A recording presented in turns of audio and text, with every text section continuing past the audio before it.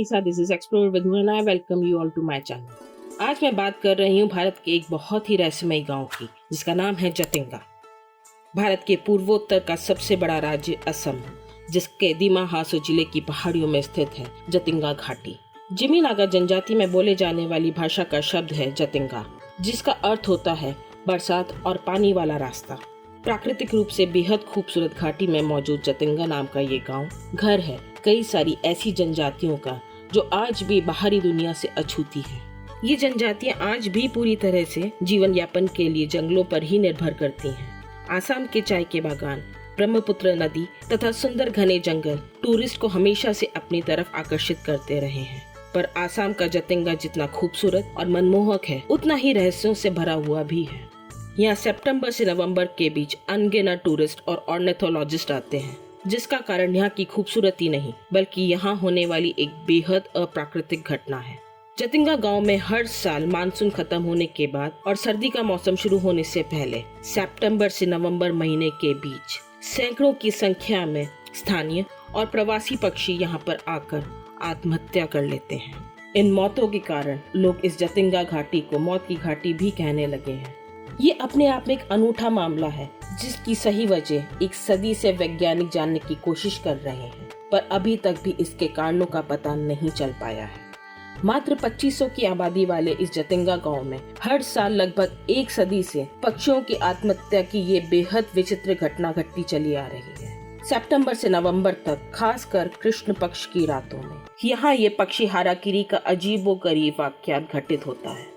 यहाँ सितंबर के महीने से ही शाम होते के साथ ही कर्फ्यू जैसा माहौल हो जाता है। शाम होते ही घाटी में प्रवेश वर्जित रहता है, जिसका कारण है शाम 7 से 10 बजे के बीच में ही पक्षियों की मौतें होना।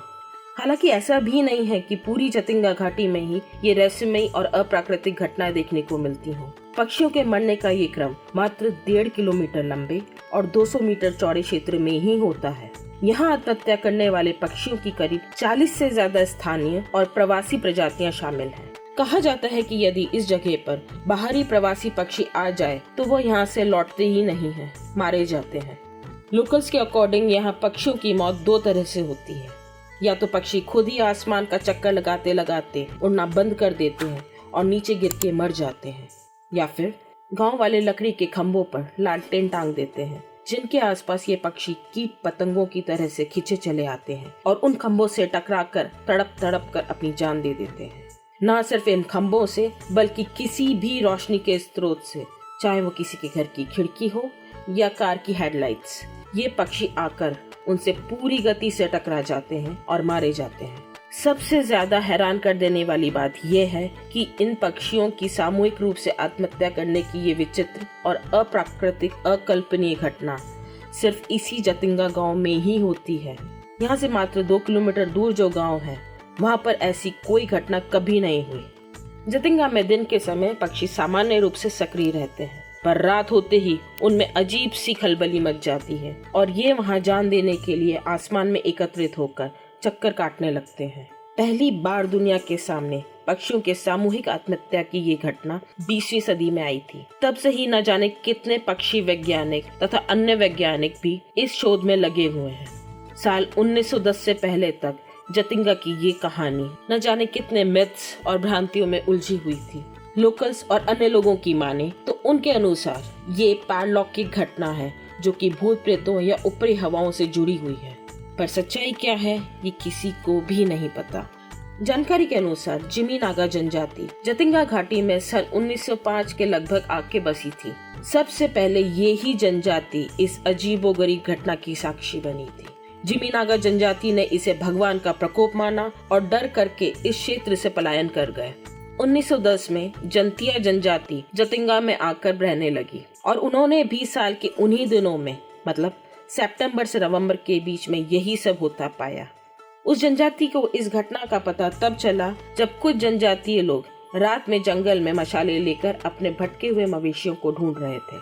उन जनजातीय लोगों की मशालों के आसपास अचानक से कई सारे पक्षी आकर गिरने लगे और जमीन पर तड़पने लगे, परंतु इस जनजाति के लोगों ने इस अद्भुत घटना से डरकर भागने की जगह इसे भगवान का उपहार माना और उनके लिए ये मरे हुए पक्षी किसी दावत की तरह थे। सन 1950 में एक ब्रिटिश चाय बागान मालिक तथा पक्षी वैज्ञानिक मिस्टर EPG, जिनका पूरा नाम एडवर्ड प्रिटचर्ड जी था, उन्हें जब इस घटना की जानकारी मिली तो वो इस घटना की सत्यता को जांचने जतिंगा पहुंच गए। एडवर्ड PG ने यहाँ रहकर इस फिनोमिना का गहन अध्ययन किया और कई तरह की जानकारियाँ भी जुटाई। 1957 में उन्होंने अपनी एक बुक पब्लिश की जिसका नाम था the wild life of India, जिसमें जी ने इस घटना के बारे में विस्तार से बताया और जतिंगा के रहस्यों को दुनिया के सामने पहली बार उजागर किया। जी ने अपनी बुक में लिखा था कि किस तरह पक्षियों का मरना एक बहुत ही असाधारण घटना थी। इस तरह की घटना दुनिया में कभी भी देखने को नहीं मिलती है। जब उन्होंने जतिंगा के आसपास के इलाकों में रात के समय रोशनी की तो वहाँ कोई पक्षी नहीं आए। उन्होंने घाटी की तरफ पक्षियों के आने के बारे में कुछ तथ्य भी बताए, जैसे कि आसमान कोहरे, धुंध और बादलों से ढका होता है, चांद बिल्कुल भी नजर नहीं आता है, तब पक्षी रोशनी की तरफ मुड़ते हैं। ये वही सितंबर से नवंबर के बीच का तथा रात 7 से 10 के बीच का टाइम होता है। ये घटना सबसे ज्यादा अमावस की रातों में होते देखी गई है। एक और पक्षी वैज्ञानिक डॉक्टर सुधीर सेनगुप्ता सन 1977 में जतिंगा पहुंचे। इस अद्भुत घटना के बारे में रिसर्च करने के लिए उन्होंने जतिंगा घाटी में अगस्त से अक्टूबर तक का समय बिताया और जतिंगा में एक रात हुई घटना के बारे में उन्होंने कुछ इस तरह बताया। आसमान से अचानक सैकड़ों पक्षी गिरने लगे। मेरे रूम की लाइट जल रही थी, खिड़कियां खुली हुई थी। कुछ परिंदे मेरे बेडरूम में भी आकर गिरे। उनमें से कुछ बेहोशी की हालत में थे। कुछ को देखकर लग रहा था कि उनमें अभी भी जान बाकी है।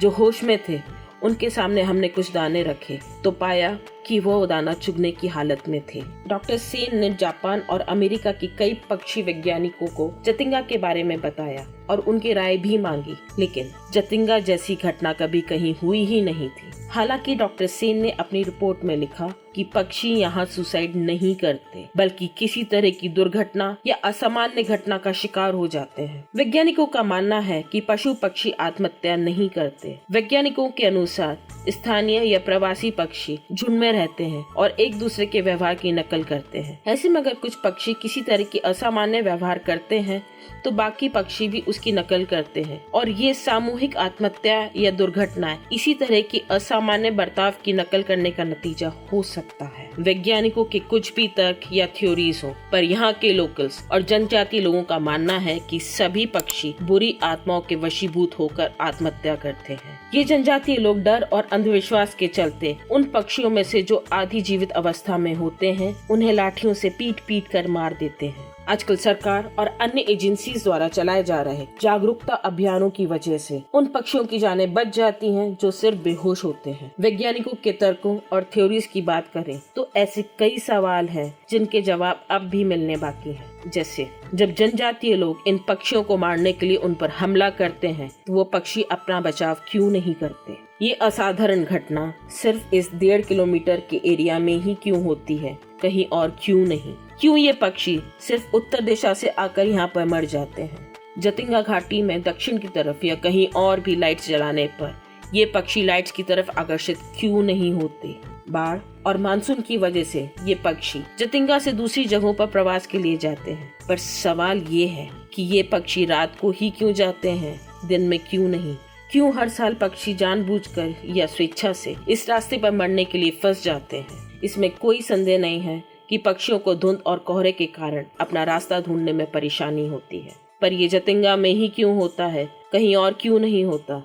अगर जतिंगा में कोई मैग्नेटिक फील्ड एक्टिव है जिसके कारण पक्षी भ्रमित हो जाते हैं या असंतुलित होकर नीचे गिर जाते हैं, तो ये दिन के समय या बाकी 9 महीनों में क्यों नहीं होता है? ये तो सर्वविदित है कि शाम से पहले सभी पक्षी अपने घोंसलों को लौट जाते हैं, तो फिर ये पक्षी रात को जतिंगा के आसमानों में क्यों उड़ रहे होते हैं? अमेरिकन एक्सपर्ट बारबरा किंग के अनुसार अभी तक जानवरों के मस्तिष्क को ठीक से समझा नहीं जा सका है और इसलिए पक्षियों के आत्महत्या के सवाल का जवाब मिलना मुश्किल है।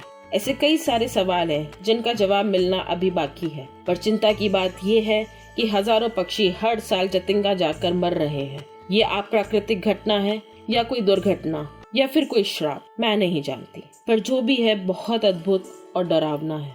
अगर आप भी डार्क टूरिज्म या स्पूकी टूरिज्म के लिए कोई जगह ढूंढ रहे हैं तो यही समय है जब आप खुद जतिंगा जाकर ही इसका अनुभव कर सकते हैं। तो जाइए और खुद से अनुभव कीजिए। आज का ट्रैवल विद मिस्ट्री इतना ही था। आपको मेरा ये वीडियो कैसा लगा कमेंट सेक्शन में कमेंट करके जरूर बताएं। साथ ही वीडियो को लाइक, शेयर और सब्सक्राइब भी कीजिए। और यदि आपके पास भी कोई कहानी या किसी जगह की जानकारी है तो आप मेरे साथ शेयर कीजिए। मेरा इंस्टा लिंक बायो में दिया हुआ है। ऐसे और भी कई वीडियोस के लिए मेरे साथ बने रहिए। तब तक के लिए राम राम सा।